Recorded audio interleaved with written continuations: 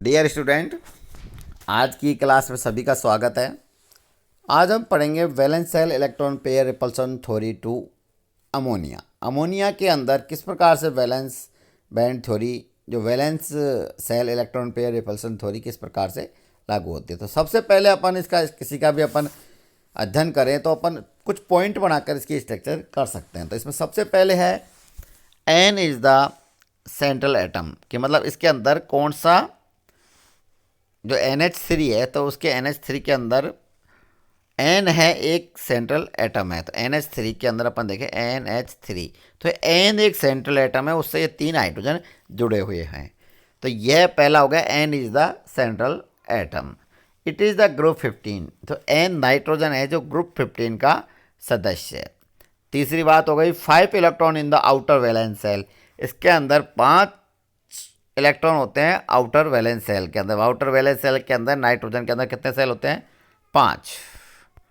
ये हो गई थर्ड बात। अब है इसके इलेक्ट्रॉनिक स्ट्रक्चर। तो इलेक्ट्रॉनिक स्ट्रक्चर हो जाएगा इसका 1s2 2s2 2px1 2py1 और 2pz1, मतलब 1s2 2s2 2p3। Valence shell के अंदर कितने हो गए? 3 और 2 5। अब सबसे इंपॉर्टेंट है कि there of these electron are use from bonds to 3 hydrogen. NH3 कितने कितने हाइड्रोजन के साथ में बॉन्ड बनाता है? 3 के साथ में, जैसे 1 2 और ये 3 के साथ में बॉन्ड बनाता है। And 2 electron take no part a bonding of the concept of the lone pair, और जो 2 इलेक्ट्रॉन पाए जाते हैं वो बॉन्डिंग के अंदर भाग नहीं लेते हैं। ये 2 जो हैं जो बॉन्डिंग के अंदर भाग नहीं लेते हैं, वो लोन पेयर के अनुसार लोन पेयर पाए जाते हैं। तो 3 bond pair of the electron, 1 lone pair, then 4 electron give rise to tetrahedral structures। उसके अनुसार कि 3 बॉन्ड पेयर और 1 लोन पेयर के अनुसार इनकी संरचना चतुष्फलकीय होनी चाहिए। इनके अनुसार hydrogen nitrogen hydrogen HNH HNH HNH bond angle 109 degree 28 कला का होना चाहिए। जब 109 डिग्री 28 कला का अगर बॉन्ड एंगल पाया जाता है तो स्ट्रक्चर हो जाती है टेट्राहेड्रल स्ट्रक्चर पाई जाती है।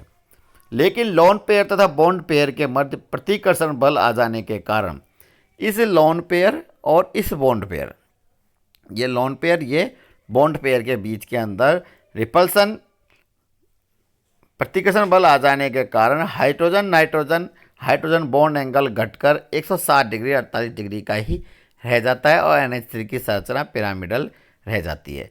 मतलब इस तरीके से तो 4 के अनुसार तो इसकी स्ट्रक्चर टेट्राहेड्रल होने चाहिए, लेकिन टेट्राहेड्रल न होकर इसकी संरचना क्या हो जाती है?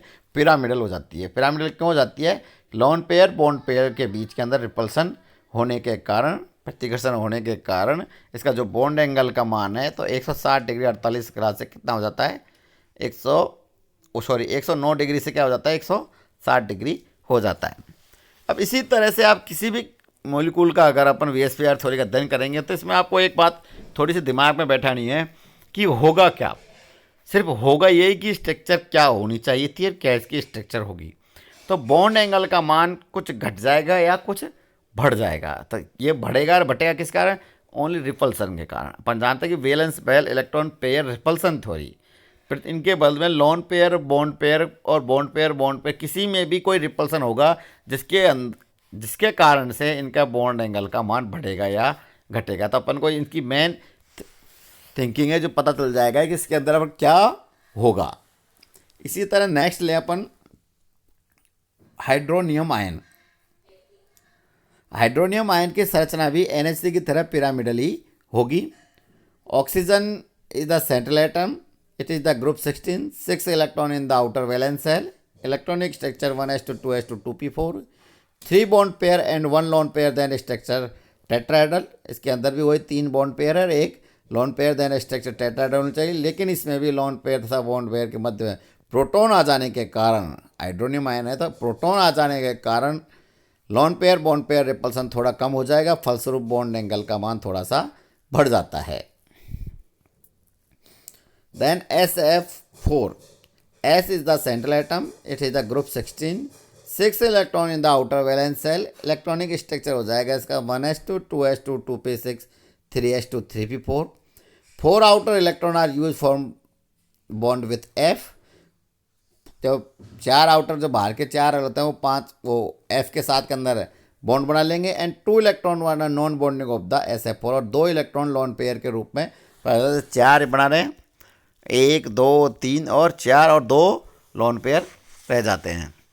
Has 5 electron pair the outer shell, then the structure is based on trigonal bipyramid, but the minimize the repulsion force of the lone pair occupies the equatorial position and F atom are located on the other 4 corners। सबसे कम repulsion जब होगा जब lone pair equatorial position पर है तथा 4F atom corner पर स्थित हो। इस स्थिति में अणु कम से कम प्रतिकर्षण महसूस करता है तो इसकी आकृति डिस्टॉर्ट टेट्राहेड्रल जैसी हो जाती है। मतलब इसके अंदर स्ट्रक्चर तो यहाँ पर भी एफ को यहाँ भी लगा सकते हैं, यहाँ भी लगा सकते हैं लोन पेयर को, तो लेकिन यह इस स्थिति में सबसे कम रिपल्सन इसके अंदर पाया जाएगा और सबसे ज़्यादा ये अपने आप को स्थायी होगा, तो इसकी स्ट्रक्चर SF4 की डिस्टॉर्ट टेट्राहेड्रल हो जाती है। ClF3 में Cl is the central atom, it is the group 17, 7 electron in outer valence shell, electron structure है 1s2 2s2 2p6 3s2 3p5, 3 electron form the bond to F and 4 electron do not take part in the bonding, thus the ClF they had 5 electron pair the outer shell and the structure is triangular bipyramid। There are 3 bond pair and 2 lone pair। इसकी 3 संभावित संरचना बनती हैं, एक इस तरीके से संभावित। सबसे ज़्यादा मोस्ट स्टेबल संरचना कौन सी होगी, तो मोस्ट सबसे स्ट्रक्चरल संरचना होगी इसके अंदर लोन पेयर रिपल्सन सबसे मिनिमम होगा। स्ट्रक्चर बॉन्ड एंगल के डिस्टॉर्शन के कारण 90 डिग्री का ना होकर 87.6 डिग्री का हो जाता है और शेप टी शेप हो जाती है।